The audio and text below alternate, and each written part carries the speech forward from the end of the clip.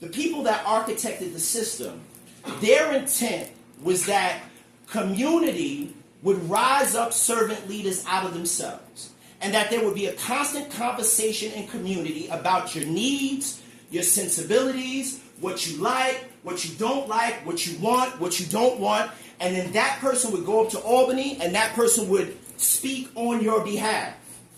When they're sitting in the seat, they're speaking for Osei, they're speaking for Jada, they're not speaking for themselves. They are not they're not the shit. It's not main character syndrome. The person in that seat reflects all of us and our needs, right?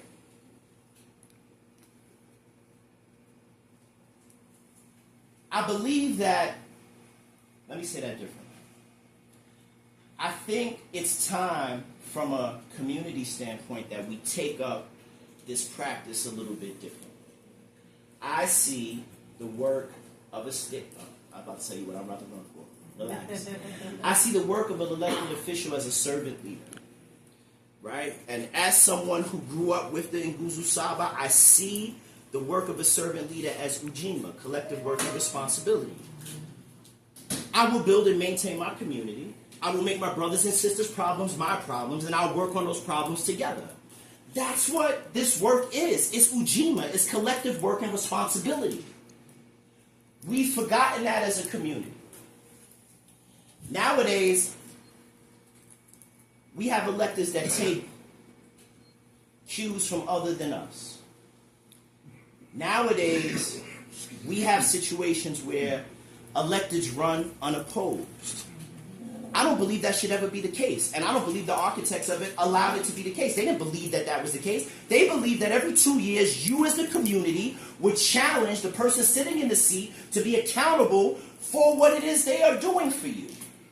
And if you think that they're doing a good job, then you will continue to vote them in. And if you don't think they're not doing a good job, then you won't vote them in. We need to begin to re-educate our community on this pathway. Because that seat, any seat, is your seat. It's not theirs. It's yours. People say all power to the people, and they use it as a cliche. Oh, it's not cliche. We have been giving away our power as community because, number one, we don't talk enough. Number two, we work in silos. We don't work under the idea of kawaida. Y'all ever heard that word kawaida? Who knows that word? You know that word, right? So the theory of kawaida, right?